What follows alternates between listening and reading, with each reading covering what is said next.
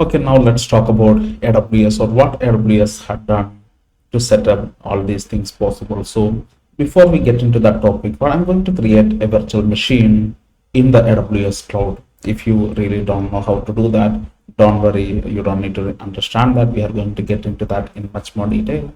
But for now, right now, what I want to do is I just want to create a VM in the AWS cloud in Mumbai. Currently, I'm sitting in Bangalore, and basically, what the VM that I want to create, I want that to be in Mumbai, and I don't have much time to purchase a machine for that. I just want the machine to get created in seconds because I have some application that I want to run inside that machine. I don't need to wait for a long time, like weeks, to buy a machine and run it. So let's create a machine, a VM in the AWS cloud, and let's try to log into that machine from Bangalore. That's where I'm sitting, and the VM I'm going to create, it's going to sit in Mumbai. So that's what I want. I want to create a VM, and I don't really care where this about the physical host. I'm expecting AWS did some virtualization, and they have done a lot of work in from their side in Mumbai. They might have set up a lot of virtualizations and stuff to get me this VM, but I don't bother too much about what kind of complexity AWS went through. What I need is a VM because I have an application that I want to run inside, and I'm sitting in Bangalore. And so let's get started with that. So what I do is I open my browser in my laptop. So I open my browser in my laptop and I browse for the URL aws.amazon.com. aws.amazon.com is the URL at which the AWS management console is available. So you want to log in and create a VM, this is the URL that you need to go to. And when you created yourself an account in AWS, you will get some credentials. You will get a username and you will get a password. So I'm going to use those credentials to log into my AWS account. So there's a sign in button on the right side. I'm going to click on, and then I'm going to enter my credentials, an email ID and password that I have earlier created at the time of creating myself an AWS account. So I enter my email ID. Now I'm entering my password.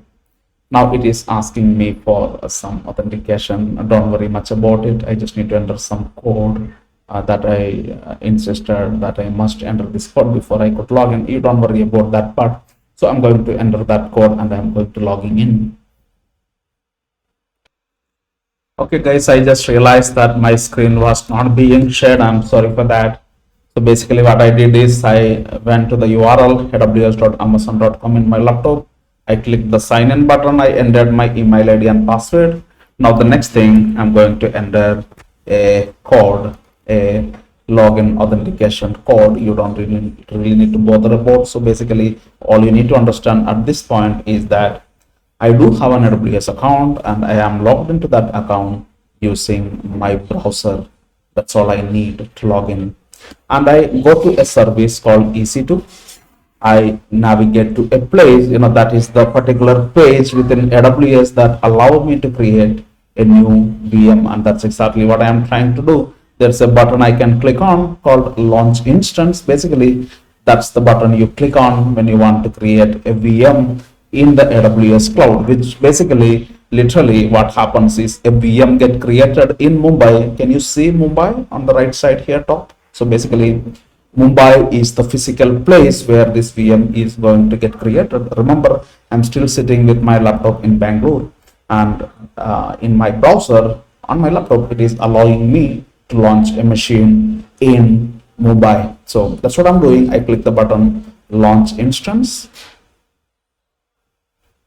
And what I want to create is a Linux VM, a Linux based machine running Ubuntu operating system. I hope you are familiar with Ubuntu, at least the word. It's basically a Linux operating system. I want to create a machine that runs Ubuntu operating system in Mumbai, and I name the machine test. It's just a test VM that I want to create in the AWS cloud. So I give some appropriate name. Name can be anything. It's not a big deal.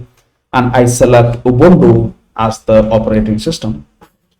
And I scroll down further, and then I have the ability to specify how much CPU and memory the machine must have. Maybe I want to run my application. That's exactly why I am creating the machine. So depending on my requirement, I can specify kind of CPU and memory that I need. Right now, I'm just creating a sample machine. So I select the type as T2 micro, which provides me one CPU, which is a virtual CPU, and one GB of RAM. When I say the virtual CPU, don't get confused. It is in fact a real CPU unit that I get from a real physical machine. I don't care, right? That could be some complexity that AWS is dealing with. I don't worry about that at this point of time. What I need is a VM that would have one CPU and 1 GB of RAM. That's what I want. I just select some authentication mechanism that I want to use. Also, I'm going to look for a key that I own. Basically, think about some credentials which I want to use later when I want to log into the machine. Remember, I'm sitting in Bangalore, and if I want to log into this machine in Mumbai that I am launching, I need to have some credentials, right? So what I did just now is I selected a key that I can use as a authentication credentials to log into that machine. So that's it. I click this button, launch, and I just wait. How much time you think this is going to take? Very long time, maybe. Let's see. So it is telling me that a machine is getting launched. Yes, a VM got created. It says it's success. A virtual machine got created in Mumbai, and it belongs to me, right? As an AWS customer, it belongs to me. Just like thousands of other AWS customers, they all can create their own VMs in that infrastructure AWS has in Mumbai. So let me see if my VM is ready or not. So I just click this link. That would directly take me to a page that would show me if the VM is ready or not, right? Many information about that VM that just got created in Mumbai. So let's see what's going on here. So I just wait and probably wait for a few seconds, and it says the VM is ready and it is in the running state. So the VM which I named as test VM, it's your choice, whatever name you want to call it. It's got created in Mumbai, and now the machine is in the running state. The machine is up and running in Mumbai. So I want to log into that machine. I can log into that machine if I need from my laptop, and that's what I'm going to do next. I'm going to simply take the IP address of the machine, and this one is a public IP address belonging to the VM in Mumbai. What does that mean? From Bangalore, I want to speak to this VM. Literally, I actually want to log into that VM just like I log into my laptop with my credentials. Basically, this time I want to log into a machine that is not sitting in my home, that's sitting in some AWS global buildings that they own. That's what I'm going to do. In my laptop, I have a terminal software.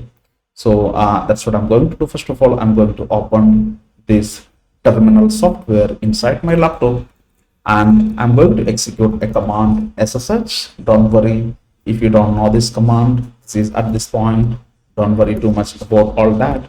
I'm just talking you about the cloud computing. So I run this command on my laptop, and then it would most probably give me some kind of a warning. Are you sure you want to log into this machine? So basically, this is the command I ran in order to log into this machine, the VM sitting in Mumbai. I type yes, I want to log in, and let's see what happens. So what it does is it would take me to that Linux machine. So right now I am inside that Linux machine. So is this what you expected? I'm getting a command line. So yes, the user interface in Linux is a command line. You want to get something done on a Linux machine, you run a command, right? That's what you do. When Linux is slightly different than a Windows PC. Basically, you want to get things done. You want to create a file in Linux machine. There's a touch command that you can use, touch space test.txt. What this command would do, this command would create a file called test.txt in my current folder. What do you mean current folder? Whichever folder I am right now in. I will talk about, again, you don't need to understand this much. So basically this command creates a file inside a Linux machine. You want to create a folder with the name folder1. Yeah, sorry for the bad typo. So, but yeah, mkdir folder1 is a command. When I executed, a folder got created. So basically just like you create a file and a folder in your Windows PC, in Linux also you can do the same thing. So remember, I am working, these files are getting created not on my laptop. Are they getting created on my laptop? No, not anymore. This is not my laptop anymore. This terminal, this particular command line, what you see on the screen, this belongs to that machine which sits in AWS, right? So that is where I created this folder using a command. That's where I created this file using a different command. Basically, in Linux, you use commands, not your mouse. You don't right click and select the option new folder on Linux. No, that's not what you do. You instead execute a mkdir command, right? Linux is a command based user interface. That's what Linux has. So basically, forget about all that. What is important is that it didn't take much time and I wanted to create a VM, only seconds. And after I created the VM, this VM is sitting in Mumbai and I have the ability to log into that machine and I am currently literally working on that machine. Now assume I had a software application. The reason why I created machine possibly because I have a software application and I want to run that application inside this machine. So I can do that because I have full access to the machine. I'm running commands on that machine, which is literally in order to run a software, in order to create a file, create a folder, whatever operation that you usually do on Windows, same thing can be done on Linux also. That's right. So I got a machine where I can run my software, and that's great, right? Cool. So, and it's pretty easy. Think about, you needed to purchase a machine from a shop, right? First, you have to place an order, and it might take weeks for the machine to come to your home. And then you have to set up that machine, install operating systems, and get the machine ready before you could run your software. I mean, you don't want that complexities today. And that is what cloud have done for us. So I hope you got a clear idea about AWS or any cloud computing. I mean, these things are possible today in with clicks of button, and it happens in matter of seconds, right? Awesome. So what is AWS? AWS is a cloud computing provider who let you create VMs this fast. But is that what AWS is? They just let you create a VM? Actually, no. AWS is much more. It's not just the VM that you can create in AWS. If you want to create your own network, think about this. You have an office, and inside your office you want to set up networking. You buy the switches, routers, and you buy a lot of networking cables, connect them all together, and you do a lot of configurations in those switches and routers and the machines that connects to those networks, right? I mean, you know how difficult a networking can be. I mean, if you're not a network expert, just think about at least those physical activities that you have to do in order to buy the different networking devices and pulling the cables, connecting the cables in the right spot. All complicated, right? But AWS allows you to create a network just by clicking a button. So again, yeah, so the virtualization is not just for your virtual machines. AWS has also did something on the networking side also. A virtual network. I mean, when I say virtual, it's not literally true. It's actually the network look like a real network to you. You have the ability to create an entire network in the AWS cloud. And these VMs, when you want to create those VMs, you can actually put those VMs, attach those VMs into those networks. So basically what AWS allows you to create, actually it's a lot of things. It's not just a VM or a network, it's literally a lot of things that AWS allows you to do. Let's assume you want to create a network, right? So how do I draw a network? I'm just going to use some kind of a line. Basically, literally this particular line, just assume it is a network that you created in AWS just by clicking some buttons, right? And a network got created, and AWS tells me that this is a private network only you own. I know there are million other AWS customers, they don't get access to this network that I created. This network belongs to me. If I create a VM in the AWS cloud, I have the flexibility to attach that VMs to this network. So that is something I can always do. So let's assume in my company, I have very complicated software, and one machine is not sufficient to run the software. I decided to create 5 or 10 or 15 machines, and I want to make sure that all these machines have right connectivity. Some of my software running on this machine want to speak to the other software running on other machines. So I want to make sure that each and every one of these machines must have proper network connectivity. So any VMs that I want to create, I have the flexibility to attach these machines into those network. I can do that just by selecting some configuration options. Then I might need a database. Probably there are a lot of business data that I want to store in the cloud, or in somewhere I need a storage device, right, where I want to store some important data, my customer information or many other information I might want to store. So I want to create a database. Again, it can be achieved just by clicking some button. Just like you created the VM, you just click another button called create database, and then within few seconds or maybe minutes, sometimes databases takes longer time than a VM, but forget about it. Just like the way how you created a VM, you can even create a database, and a MySQL database or any kind of database where you might want to store a lot of important data. And different software that I run on the VMs might want to store data inside this database, or at least they want to read some data from the database. So I want this database also be connected to the networks. Then yes, AWS also allows me to connect back these databases also to the networking devices. If I want storage devices, if I want caching devices, if I want some object store, if I want a lot of networking configuration, maybe certain machines I want to secure from a networking point of view. So AWS helped me to do all that, and on all these things I can achieve just by clicking some buttons or writing some configurations within my AWS account.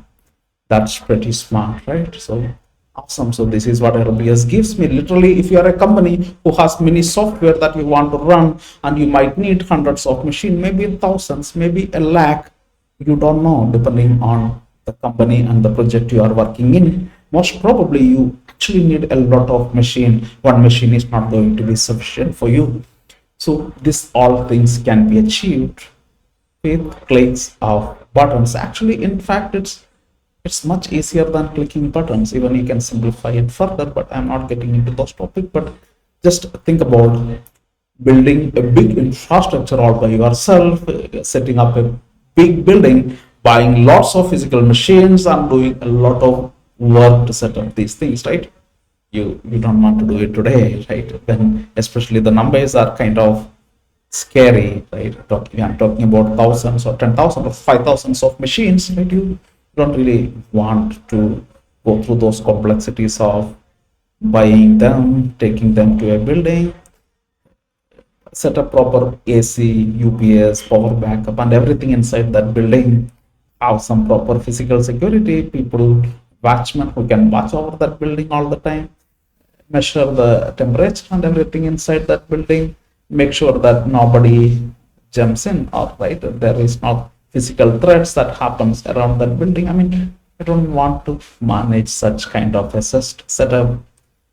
All I want to do is I want to run my software applications, and I need an infrastructure to run it. I want to create that infrastructure just by clicking those buttons, right? So that's what AWS allow us to do. All right, so what AWS had done to get you this, right? I mean, AWS definitely had done a lot of hard work to make these things possible, right? So what they have done, so they go through those real complexities that I talked about earlier, setting up the buildings, setting up the proper power backup, setting up the proper internet. So yes, there are buildings in Mumbai, not just in Mumbai. Actually, Mumbai is just one of the places AWS provide their service. There are many places, they are called regions, right? Places all over the world where AWS creates different buildings and set up their infrastructure in those. So let's think about a data center. We typically call those buildings a data center.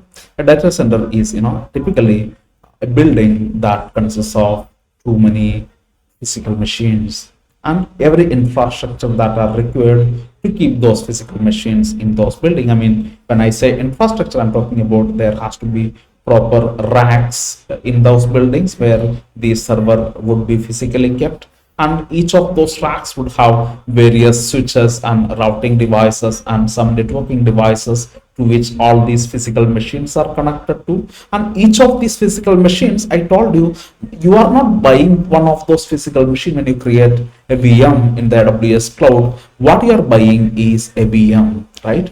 A VM that got created in one of those physical machines, right? There are many physical machines that AWS keep inside their data center. I mean, these blue color boxes that I draw, I am talking about, those are physical servers I talked about. And my VM is nothing but just a virtual machine created in one of those physical machines. And most of the time, I wouldn't care in which physical machine this VM got created. Many times I wouldn't care. Maybe there would be occasions I would really care. But if you really care about which particular physical server in the AWS data center your VM must be created in, AWS also provide you the flexibility to do such a thing, right? That's also possible. Even though most of the time we don't care about which physical machine your VM get created in. That's pretty cool. So AWS has such kind of data centers sitting in Mumbai. So it's not one data center that AWS has within Mumbai. They might have multiple data centers that they own.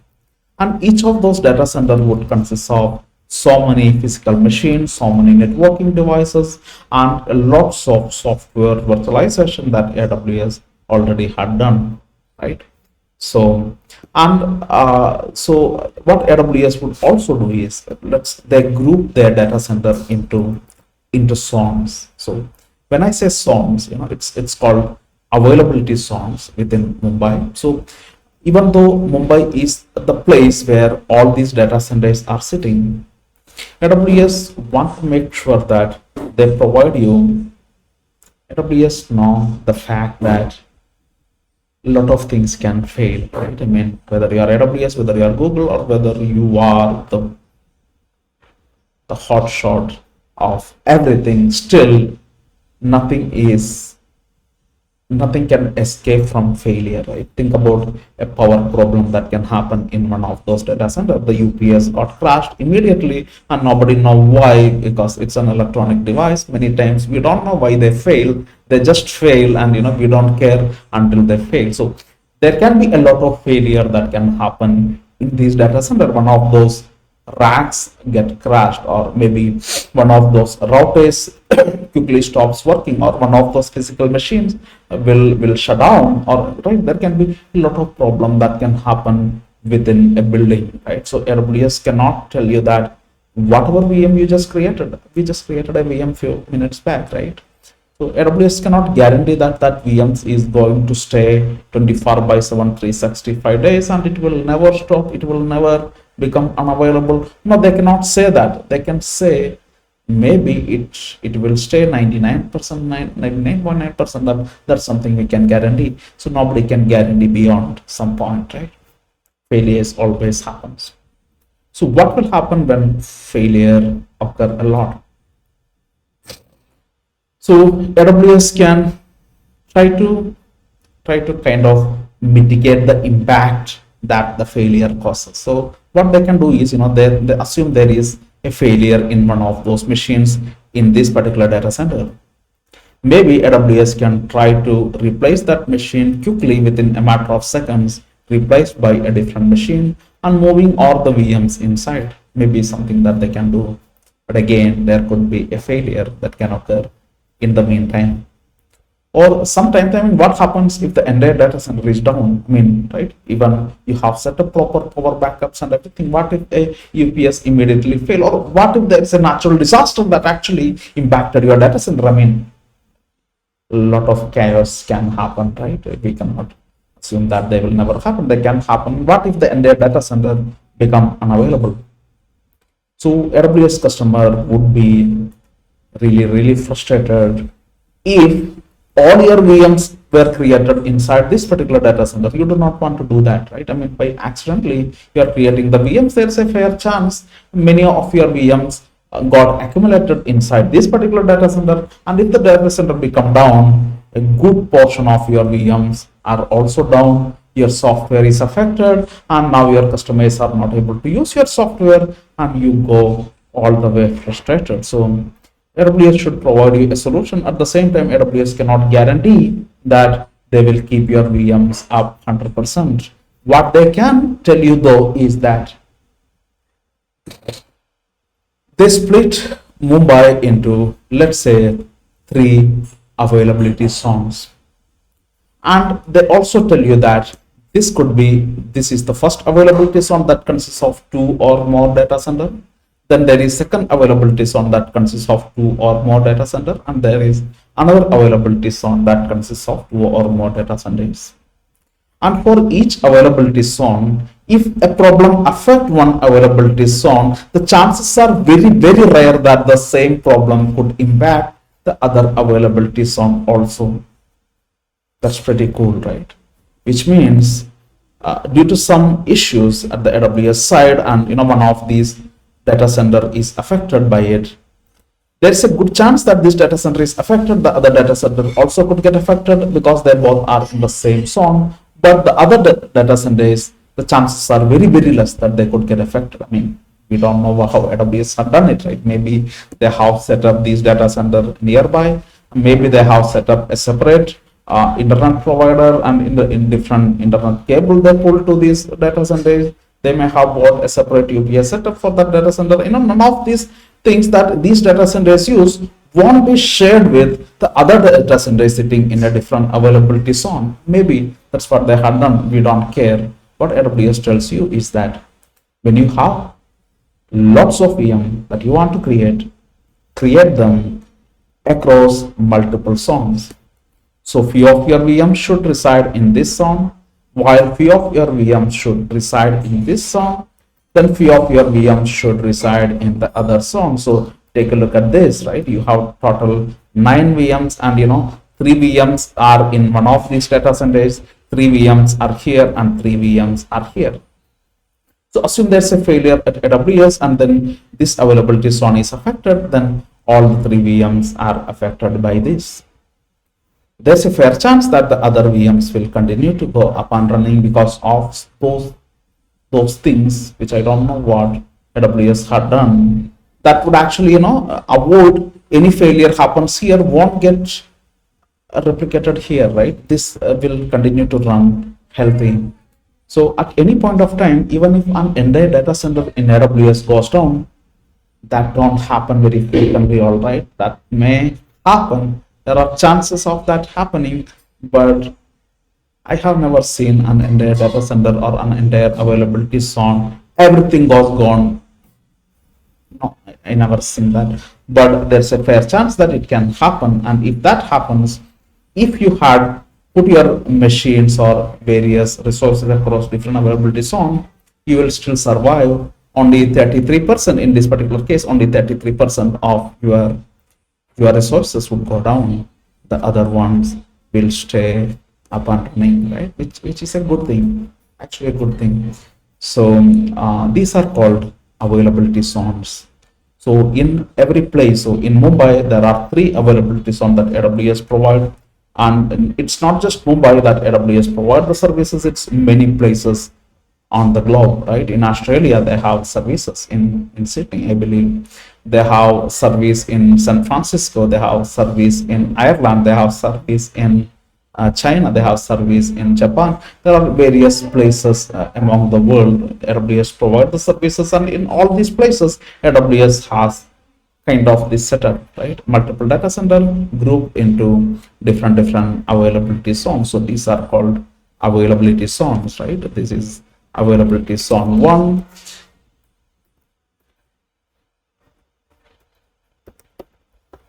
This is called availability zone 1, and this is called availability zone 2, and the third one it's called availability zone 3.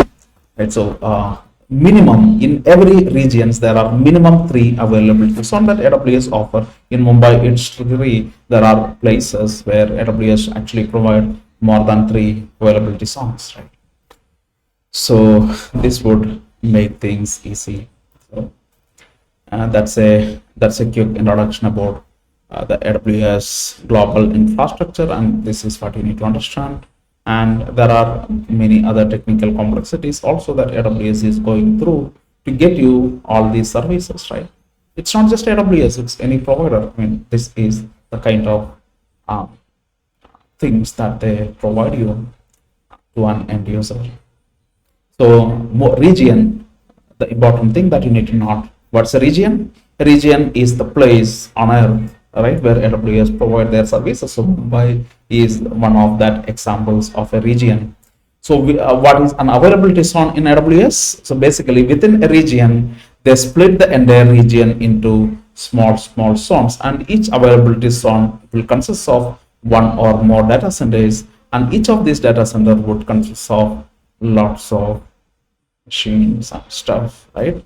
The resources that you want to create, right, they get physically created inside those buildings, right? The data centers are nothing but those buildings where AWS keep their real infrastructure that you can see and touch, right? So but what you create is not something that we can touch, right? The VM that we created a few minutes ago, it's not something that we can touch, right? It's just, we know that it exists, and we know that it's in Mumbai. We know that it is running as a virtual machine in one of those physical machine, sitting in one of those racks, in one of those data centers, within one of those availability zone within that region. I mean, that's what our VM that we created, right? How that small our VM is, right? Just make a note of that, but we don't care.